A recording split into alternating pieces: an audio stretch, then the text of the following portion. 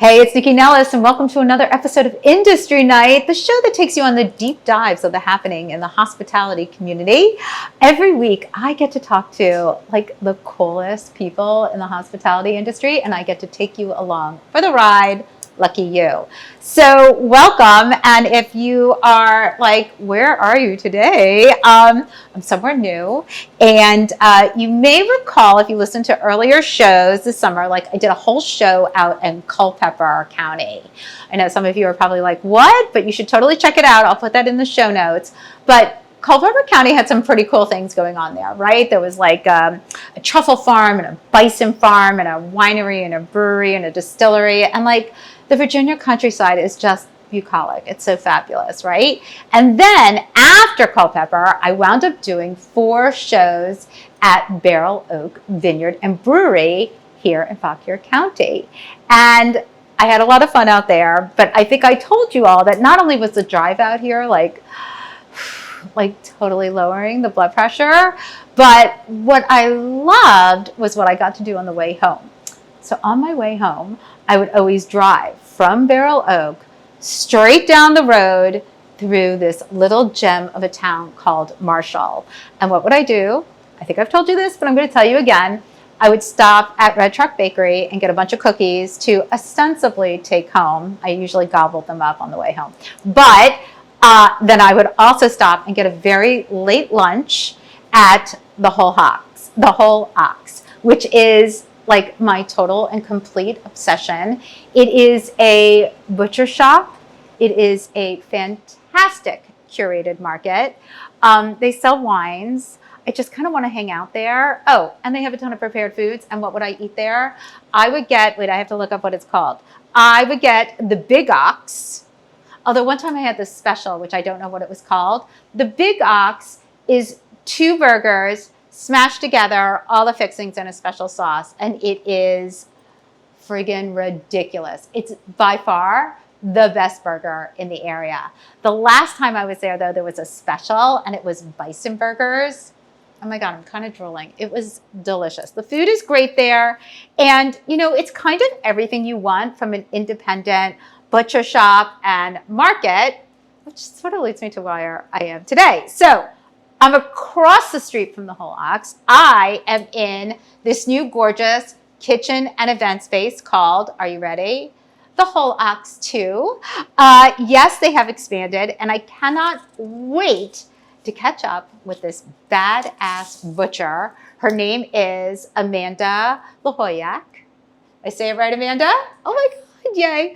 And I have to thank so much Laura Torpy. She is the tourism coordinator of Fauquier County Tourism. And I'm out here in Fauquier County for 4 episodes. And so over the next few months, I'll be coming out here to chat and learn and share with you about Fauquier life, which is pretty Fauquier fabulous, which I think should be their new hashtag. So usually at this part of the show, I take your taste buds for a little trip of my eating and drinking, because if you follow me at NYCCI, NELLIS on all the platforms, and listen to Foodie and the Beast on Sundays, and check out the listareyouwantit.com, then you know that I am out and about a lot. But I'm here in Marshall, so I don't want to take up too much time. I'm just going to sort of run through a couple things. I did eat at Kwame's new restaurant in the Salamander Hotel, which used to be the Mandarin Oriental. It's called Dogon. It's a sister to his famous Tatiana in New York. It's got a vibe. The food is excellent. Good luck getting a reservation, but now you know, so make one. I did go to the splashy and swanky Stephen Starr and Nancy Silverton restaurant opening of Osteria Moza. It took over the Dean and DeLuca space, which is a huge RIP for me because it was really one of the few independent grocery stores in DC, but especially Georgetown. But they spent a ton of cash. The space is fabulous. By the time you hear this episode, It will be open, and it's Nancy Silverton, people. It's going to be yummy. And then, I don't know if you saw me behind the bar, Service Bar asked me to be a guest bartender to shake it up for their 8-year anniversary. They raised funds for Southern Smoke, which is an amazing organization that is helping those ravaged by Hurricane Helen in North Carolina. Okay, but like I said, I really don't have time for that because I do now have time for Laura Torpy, who is the tourism coordinator of Fauquier County Tourism. She is truly an ambassador to this region. She has so much community pride, and she can really walk us through the hikes, the horses, the culture, the wine, the Blue Ridge Mountains, and the beer of the region. So everybody, welcome Laura Torpy. Laura, thank you so much for joining me. So we're here in Fauquier County. You represent the tourism board, but for people who maybe don't know like what the confines are of the region, can you sort of like divvy it up for us? Sure. So Fauquier County is right outside of Prince William County, right off of 66. We're kind of a long county. So we do have a southern end that touches almost easily accessible to people visiting from Richmond.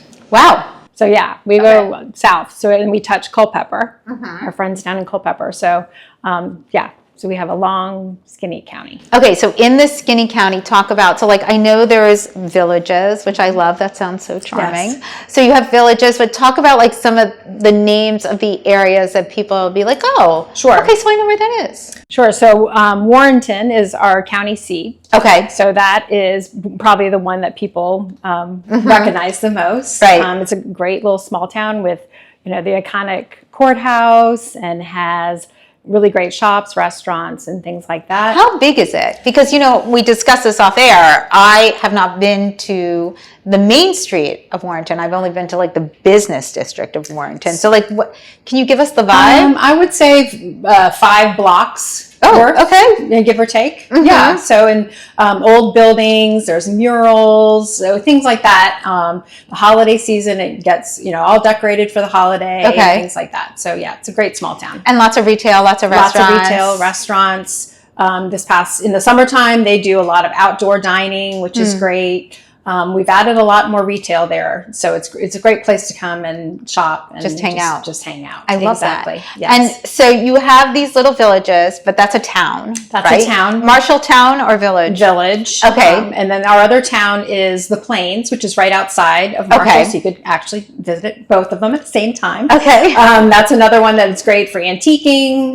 Restaurants there as well. Our other incorporated town is the town of Remington, which is at the southern end. That one is an up and coming little town. It's right on the Rappahannock River, so we have some river access there. But there's some restaurant retail coming in there. It's coming. It's coming. It's like slowly building. Yes, it's coming. So let's kind of talk about the sort of tourism part of Fauquier County. So you have, I think I saw like 20 wineries, 8 breweries, and some cideries, right? So can we talk about sort of the development of those, when sort of wine kind of started out here, how you guys are fostering that and working with them, and how it's become sort of this destination for people to come to and check out. You know, it's more than just for locals. Sure. So we have 23 wineries, and we just opened another brewery down in the southern end. So we have 10 breweries. Okay. Some of our wineries have breweries connected to them,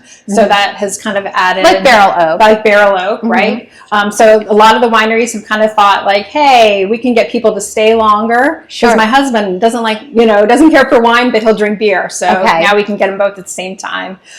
So wine here in the county has grown a lot. It started, which everybody knows, with Jim Law out at Linden Vineyards. A lot of our winery owners and makers here in the county learned from him. Yeah. So we have wineries for everybody here in Fauquier. We have ones where you are very exclusive, like RDV, Linden, where you have to make an appointment, and you're going to have that type of visit. There's some that are you can bring a whole group of people, and have really great wine, and there's live music, there's food trucks, and everything like that. There's some that are tucked up on a mountain. There's some that are tucked in the woods. There's something for everybody here. Right. Crimson Lane is here too, right? Yes. And so that's one of the newer. That's one of our newest wineries. Right. And a Capstone, which is right next door to it too. Mm-hmm. So they're kind of tucked up there in the mountains, and you go up there and you just are like, wow. It's so pretty. Yeah. So can we talk about why, like, sort of the agriculture of the region? Because, you know, I was at Barrel Oak and we did talk a little bit. I had Jason, what's Jason's last name? Murray. Jason Murray from Arterra on that show. Mm-hmm. And he really talked about why the terroir of the land is so great for wines. But you also have a lot of pasture land here as well. Like Ovica Farms is out here. Also somebody who's been on this show. Can we just talk about sort of the agriculture of the region? Sure. We have a lot of agriculture here in the county. And you'll notice like Avoca is one of them that has done like a little bit of added value, because some of these farms are have been in family for years and years and years, generational farms. But the younger generation is kind of trying to figure out a way to keep those farms because you can't do it traditionally anymore, right? Like they need to be all things to all people. Right. So that is one thing that COVID brought. So that people want to know, you know, that know your food, know your farmer, or know your farmer, know your food kind of thing. And so a lot of people are, okay, let's open up a strawberry picking patch. Let's do pumpkins. Let's do things like that. So I think a lot of our farmers are being very thinking outside of the box. Savvy. And how to keep, you know, their generational farm in the family. Well, and it must be important to you or to the county to maintain that identity as well, right? I mean, it's what makes it so beautiful. We're in horse country. Sure. It's what makes it so beautiful out here. So we wouldn't want to see that disappear, right? How does the county or tourism board assist with maintaining the integrity of the land? Well, agriculture is very important to the county and our board of supervisors. And so they have found ways to do things like keeping the land and developmental rights and things like that. So agriculture is very important here. Okay. So, and we want to keep it here. Well, that's good to hear that way. Because, you know, there's a lot of people who like want to buy up that land. Yes. Do you know what I mean? Yeah. And people here are a little afraid that we are going to be our neighboring counties. And that's not going to happen here. It's just not going to. All right. You heard it here first. Yeah. It's just not going to happen here. Right. Okay. So before we wrap up, because I can't wait to bring Amanda on, can you tell us, like, with the holidays coming up? You know, you mentioned Warrenton does some cute things, but what else happens in the county that people should check out? Like lights or things like that? Sure. So we have, Warrenton is one. They have, it's a very popular thing that's called Gumdrop Square, where Santa comes and kids can go in there and buy gifts for their families and help with the elves and things like that. But a lot of our restaurants, like Amanda as well, are doing meals where you take and go meals and things like that. So that's very important for us here. Airlie has a lot of going on for the holiday season. That's a conference center hotel. And they have a lot going on there for the holiday season, different types of things that you can do with your family, tree lightings and, you know, cocoa and all the fun stuff. Yeah, all the fun things. Okay. Is there a website people can go to for that? Yes. Visit Fauquier. Okay, great. Yeah. All that will be on the website, thelistareyouwantit.com. And obviously everything you hear here today, you will also see on my Instagram feed at NYCCINELLIS. Laura will be back, not today, but on the next episode that we do together, whether she likes it or not. And I can't wait because now I'm bringing up my guest, Amanda Lahowiak. So hold on one sec. And so now I have with me, I think my new serious girl crush, Amanda Lahowiak. She is the owner of the Whole Ox here in Marshall and this new fabulous place that we're in, the Whole Ox 2, like T-O-O, not 2, or I don't know, maybe I think it's a play on words, but it is T-O-O. It's right across the street. We are in this incredible entertainment and kitchen space, which we will get into. But this woman is a butcher. She's a chef. She is a curator of a market. She just finished second on the Food Network's Guys Grocery Games, making her burgers. I mean, seriously, I just told you how good they were. So, all right, Amanda, I'm so delighted to meet you because, as you know, I'm obsessed with your place. We have never met before, so I want to know all the things. There's not a lot of women butchers out there. I think the only woman butcher who has any street cred is Pam the Butcher from Ragshaw's, aside from you, obviously. But you're sort of a rarity out in this space. So I'd love to learn more about you and how you got into the gig. Well, first, thank you so much for having me on the show and for being a huge supporter of the Whole Ox. So glad to officially meet you face to face.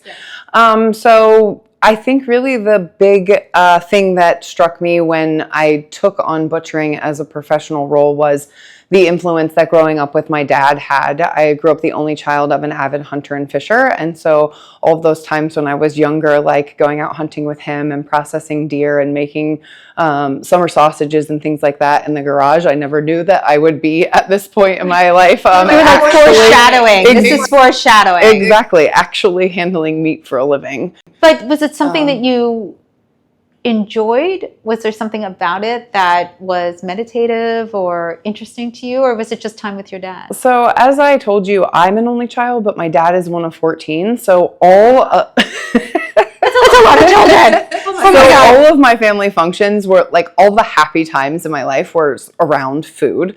All of my family together, big Thanksgivings, big Christmases, helping the aunties, elbowing my way first in line through this whole, myriad of cousins and so on and so forth, going through the holiday line. And so I really just think food was something that was very natural for me to get into. I actually graduated from the University of Tennessee with a degree in psychology, thought I was going to stay, thought I was going to go to grad school. That didn't work out. Wound up back here in Marshall, Virginia, which is where I am originally from. We can trace my dad's family heritage to Fauquier County as early as the late 1600s. So when I say I am from Virginia, you are serious. Okay. My great uncle used to own a butcher shop right down the street when my dad was a boy. So it's kind of cool to also, not that I grew up with that as part of my family business, but my dad remembers it. And so it's kind of cool to carry on that little tidbit as well. Okay. So let's talk about the business. So you started here in Marshall, but there was a food cart concept, or food truck, food cart. What did you have? Yeah, so my husband Derek and I met in 2007, and we started our first business in 2008, 2009. Very quickly after we got married, we started our first business together. It was called Local 647, and it was a mobile food business. It was a food cart going to wineries, community festivals, and farmers markets, serving hot prepared food. And were you both? Yes, we were both cooking. You were both cooking. Yep, he was cooking the hot line, I was cooking the cold line. Was he, were either of you trained? So he's classically trained. He grew up in Pittsburgh in the 90s, went to culinary school in Pittsburgh in the early 90s and helped open several restaurants up there before he moved to the Virginia area sometime around 2005, a few years before I met him. Okay. Yeah. So he had that going on for him. And then you guys decide to create, was it called the Whole Ox? So our first business was Local 647, just a play on words because we were off of Route 647 outside of town here. And that ran for a couple of years, but we just found that it was way too mobile. We couldn't find a commissary kitchen to work out of. It was gaining popularity. We were working, with Virginia Department of Agriculture on our certifications and the health department with our certified kitchen trailer. And it was just growing a little too fast, too quickly to be able to keep up with the systems that we had in place. So now you were looking for a brick and mortar? Yeah. So talk about your vision for the brick and mortar, because I want to know how you go from doing food service, which you do at the Whole Ox, but to a butcher shop and market. I'd love to know what the initial plan was. So originally when we decided to close the mobile business, we were really kind of entrenched with the farmers, right? Because we had met Rob's the green guy, and we started working with Jesse out at Whiffle Tree Farm, who is another Fauquier farm-based business for about as long as we've been in business as well. And so we knew all of these farmers, and we were like, how can we continue to support them and support their mission, but make that something that our community is currently missing, make that into something that people would want to come to a bricks and mortar, 5-6 days a week, what have you. And so where we found our focus was in the meats department, because that was something that there wasn't a lot of in Fauquier County at that time. And sure, you could find great meats grown by your local neighbors, farmers, so on and so forth, but they were all frozen, and you had to go select and choose which farmers markets you could make it to on what weeks, and so on and so forth. And so we found ourselves driving further east to find the things that we wanted: local, fresh, sustainable, antibiotic and hormone free, all of those kind of, which are very common buzzwords now, but 16 years ago. No, 16 years ago. No, you were ahead of the time. Yeah. But you were ahead of the time, but I feel like in 2008, I mean, with the economy crash, there was a lot of whole animal discussion. There was a lot of restaurants. Like, I had some chef friends who were butchering whole animals in their restaurant, which at that time was not, you could see that in Europe. You weren't seeing that in a regular DC restaurant, maybe in New York a little bit. But I do think that that was exciting for people to be able to buy a whole animal, butcher the whole animal. But then what they struggled with, which I want to get to with you, was that not everybody wants whole animal cuts, right? So, you know, as a diner, I know, I probably, given what I do for a living, I probably know more cuts than others, but it's hard to sell some cuts. You know, everybody wants the filet. I mean, now we know what a hanger steak is. Now we know what a flat iron is. I mean, it took some time for that to come down, trickle down. Well, and we really do actually have Food Network and celebrity chefs to thank for that, right? Totally. Because they're trying to show the value in utilizing the whole animal, and which has made some of those cuts, which used to be only the butcher's cuts, very inexpensive. They've made them a little bit more expensive, so that might be one drawback, but at least we're using the whole animal, right? We're seeing the value in livers or tongues or hearts, hangers, flanks, flat irons, all these things that people might not have asked for from their butcher. No, I give credit, hands down, the elevation of food from the Food Network, from celebrity chefs, from food bloggers, etc. I mean, the Tony Bourdains of this world, like, they helped educate the entire country on the ability to eat good food and to ask questions. Absolutely. This is a total sidebar, but like, I read an article yesterday about Fridays, TGI Fridays, and that they're closing a bunch of them. And I thought the writer really missed what was happening. I don't think Fridays is closing because people aren't spending money in restaurants. I think Fridays is closing because food is no longer good and hasn't been for quite some time. And there is, even people with lesser budgets realize that they can spend money out at places that respect the integrity of the food and have a better meal there, and they would rather save their pennies to do that than to eat at a Fridays. Well, and even though that is a segue, it is a very, very valid point, right? Like, what we want to use our platform for at the Whole Ox is to continue to educate people, or to answer those questions, and to let people know that they don't have to sit down to a 12 or 16 ounce steak for dinner. They can choose to buy better quality and know their farmer or know their butcher, know where their products are coming from, and just choose to have a little bit less of it, because in the end, it's actually going to be more satisfying and more filling, right? Because it tastes like something, it has nutrients. So by the time you take what is now a 6 or an 8 ounce portion of beef and pair it with your local veg and your salad and your crusty bread and whatever it is you like. Everything is so good. Yeah, everything is so good. And now you're like, oh my gosh, that was plenty enough meat. I didn't need, like a 32 ounce. Right. I know, it's sort of gross almost, right? So let's talk about, so you decide that the shop is going to have a butcher component. You already know you're going to do prepared foods. So we knew what we needed to do to make the whole, speaking to your point, to make the whole animal butchery part work. Our very first year in business, we were inside of an independent grocery store, the IGA. Don't know if you remember those. I do. There was one right here on Main Street in Marshall up until, let me say, maybe 5 or 6 years ago. And so our... Is that the one on the corner? No. It's just right on this same side. No, not on the corner, just beyond that. So it's one of those Morton buildings that sits a little bit back from the main road here. And so we went, at that time, the gentleman whose family who owned the IGA was also one of our county supervisors. And we were like, hey, we're going to open a butcher shop right across the street from you. Just wanted to know, you've had the market on the meat business for a very long time. Do we have your support? Can we be friends? Yes, right? can we be friends? friends? And he sort of one-upped us. He was like, I really don't want to be in the meat business. Why don't you put the Whole Ox inside of the grocery store and you can independently operate within here? Because that's what IGAs were all about in the beginning anyway, right? God, isn't that a gift, though? What a gift. Yeah. Okay. So our very first year, we had very low overhead. We could start to build our brand. We could start to make our clients happy, see what we needed to do and not do, and so on and so forth. But with that short year inside of the IGA, as blessed as we were, Derek and I are true foodies. We wanted the DOPs from tomatoes from Italy. We wanted to pick our own fancy wines, local or far away, whatever. You know what I mean? We wanted to bring in our own cheeses and crackers. I understand a control freak when I meet one, of course. I get And it. so although it was an awesome opportunity, we knew that we needed our own independent space. And so then year two, we actually had to move. Laura had mentioned earlier the neighboring town 3 miles down the road, and we had to move to the Plains for a few years, where we were inside of a little railroad depot, and we were there from 2012 to 2015. Okay. And then Same concept. Same concept. Butcher. And then this in the Plains is when we sort of butcher first, but the prepared food started to be popular. Let's make a deli sandwich started to catch on. So I'm sort of curious if I can ask. I would assume it helps because if you're a butcher shop, right, and let's say you can't sell something, you can grind it up and make it burgers. You can cut it up or do whatever.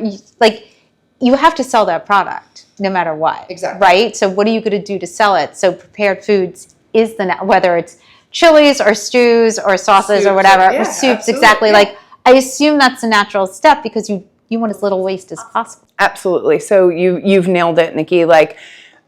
Working from whole animal butchery, we need to use all of those bones. We need to use all of that fat. We need to, if we over-ordered or misguessed what the guests were going to want for the week, we got to make sure that we have an outlet for those products that need to be cooked off that can no longer be sold raw.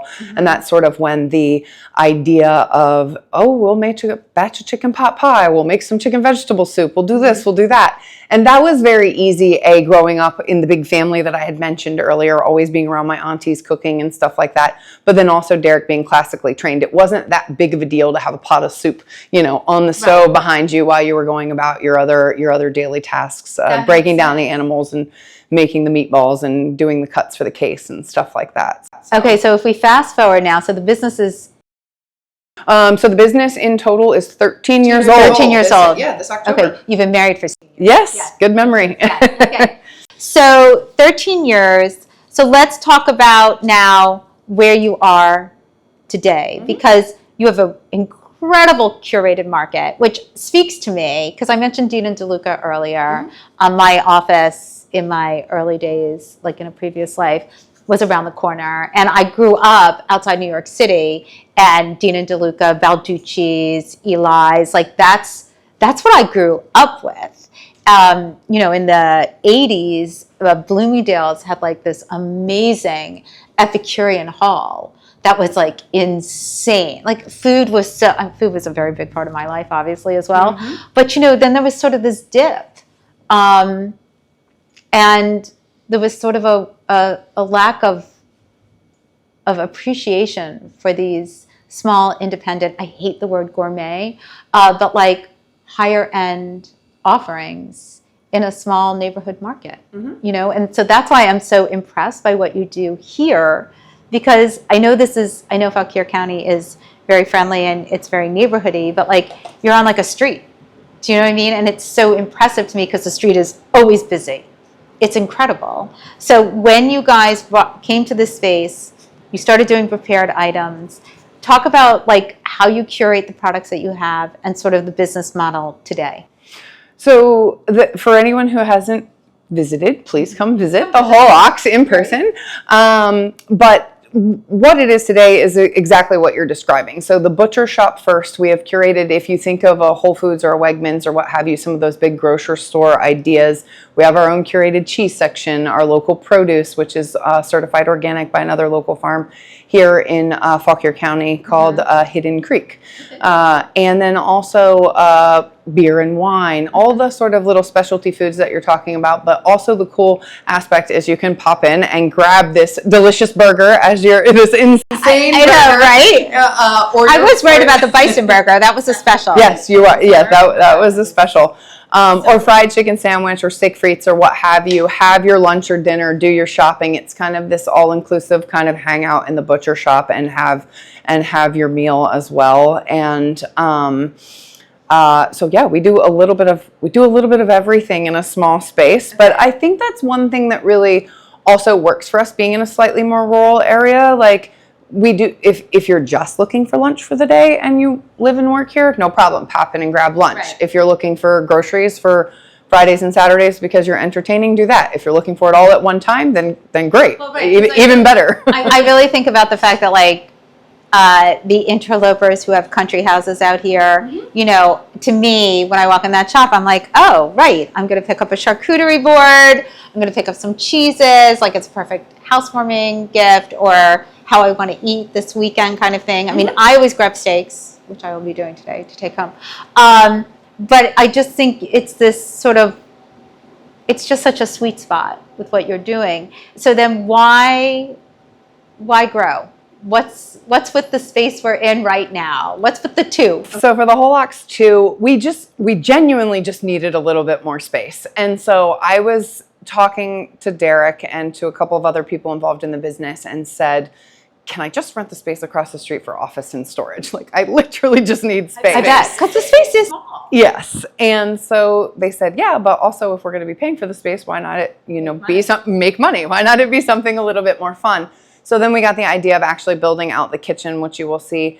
And so really we can actually put people over here to work during the week, right? So if I've got full staff and everybody's humming along, we can do some special projects over here, like our dry cured salami program, doing all of our own smoked and roasted meats for our sandwiches, like pastramis and roast beefs and things like that for our deli sandwich. Absolutely. And those things take a little bit more time, a little bit more care, many more stages in the process. So you just have a little bit more space and a little bit more quiet over here to focus on that. But then where the real fun lies in this space is doing fun things like butcher's demos, cooking classes, private dinners, seasonally appropriate dinners that we may want to sell just for fun on our own, cocktail parties. I mean, really, this is more like a special event space. Right. That's how I'm sort of thinking of it. I mean, you're hosting dinners here on your own, but somebody like me can call and be like, hey, I want to do a cocktail party or dinner for 15. Absolutely. And you could do the whole thing here. Absolutely. So 8, I don't know what you'll be able to see and when you'll be able to see it, but 8 at the counter or 12 seated in the room. And then if it was cocktail party, maybe up to 16 or 20. Like you could fit a few more bodies in here. But that's so nice. Yeah, so we've got some options. And really what was happening was we still wanted to do those things to keep guests interested, but it was interrupting our regular 11 to 7 service across the street. Sure. So if you were driving out from DC and you didn't get the Instagram post or the note that we wrote on the door and you were really hoping for a burger at 6 but we're closed for a special event, that's a long way to go to be, It is, and I'm going to tell everybody now because so I'm a huge Lost Mountain fiend. I love that hike out here. What's the big one called? It's Lost Mountain is attached. Lost Mountain is in Sky Meadow State Park. Sky Meadows. I never remember Sky Meadow State Park. Yeah, but we did the Lost Mountain side because that's what my husband can handle. But we came on Sunday. And you were closed, which was very disappointing for both him and me. So you're closed Sunday and Mondays, so everybody knows. But no, I think you're 100% right. Like, you're right. Like, people don't go to Instagram. They don't know. So this is an obvious. So this is just, and it's right across the street. It's something that's very convenient for us. We can sort of run back and forth whenever we need to, but then it's also here for those special times and those specially curated events that we want to do. Okay, and then let's talk about sort of the other component of what you do, especially with the holidays coming up, like catering, gift baskets, all that kind of stuff. Do you have a CSA program with the meats? I saw you're with Table 22. I don't know if you still are. We are with Table 22. That's the first time ever this year, and it's going really well. We love that partnership, and what we do with them is called an Ox Box, and so it is exactly that. It's a subscription program of meats primarily, but you get fun treats as well in there for being a member. Okay. So that's obviously one thing, and you can find that at our website and also on the Table 22 website. We have an online ordering system attached to the business for any of your groceries to go or your holiday orders, i.e. turkeys, beef roast for Christmas, things like that. We bring in approximately 300 turkeys fresh from 4 different farms. Okay. I guess technically 5 different farms. 3 of them here in Virginia, 2 North Carolina farm cooperatives.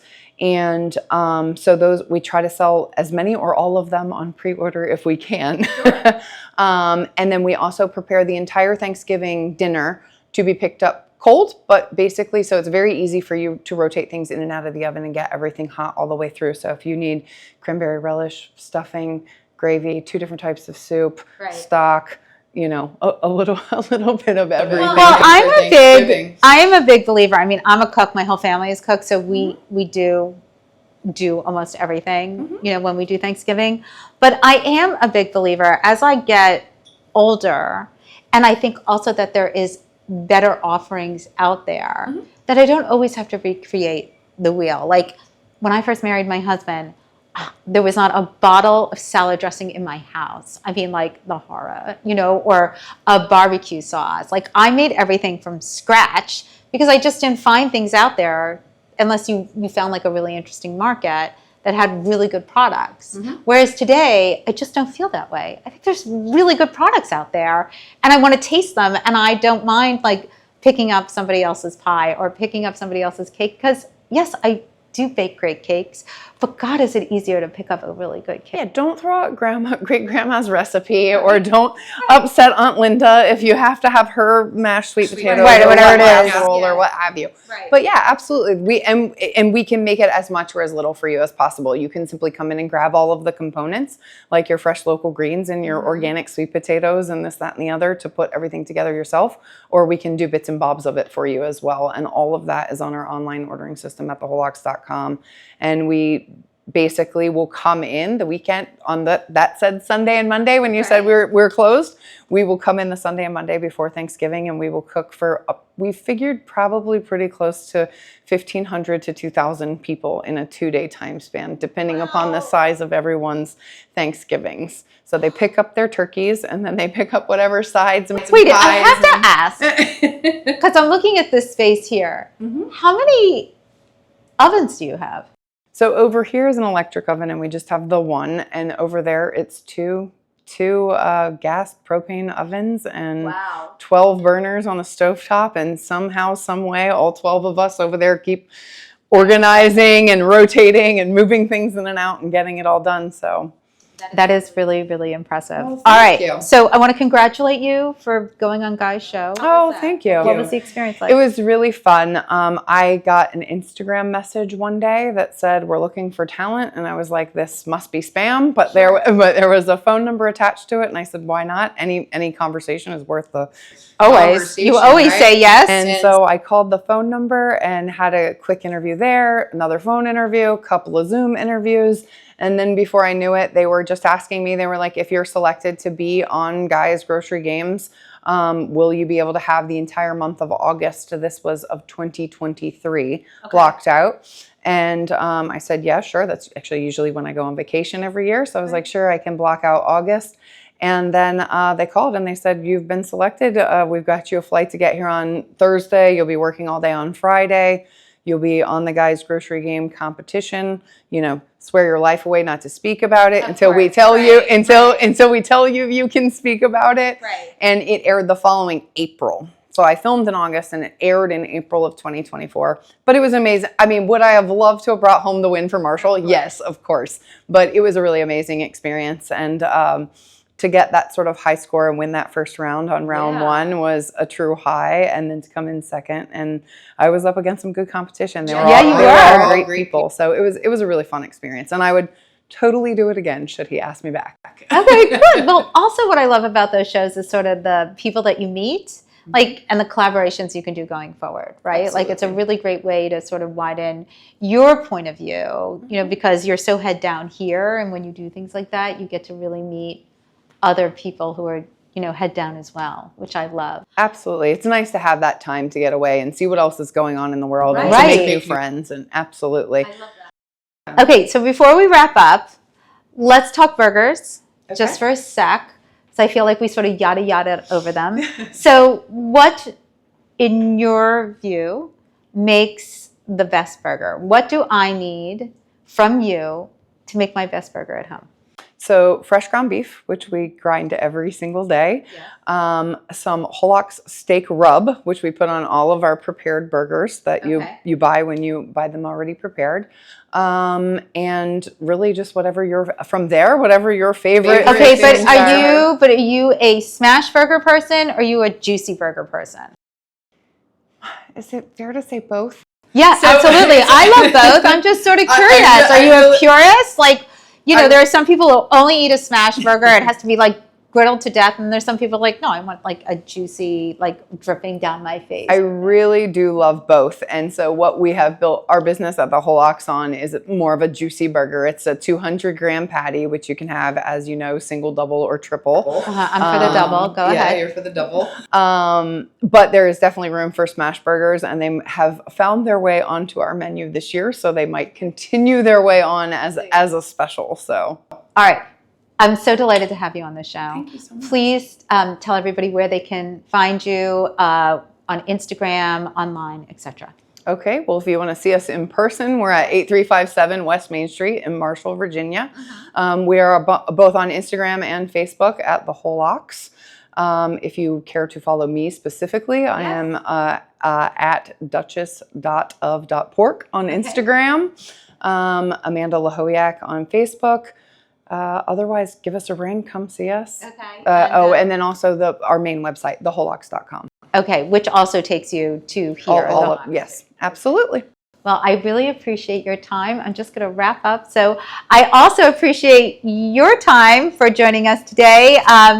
This is my first of several shows that I'll be doing out here in Fauquier County. I'm so grateful to Laura for bringing me out here and allowing me to have these amazing conversations with people who are doing incredibly unique and delicious things. So thank you to Amanda and Laura today, and thank you for joining us. Don't forget, everything you heard here today you can find on the list, areyouonit.com, the online e-zine that tells you everything happening in the DMV. Follow me, once again, at NYCCINELLIS on all the platforms. You can download the show on all the podcast platforms, but don't forget you can also watch it now on YouTube.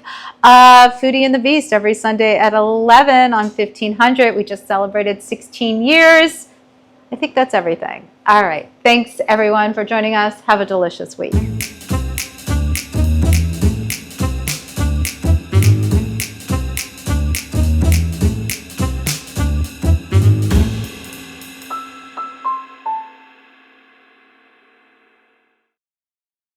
Produced by Heartcast Media.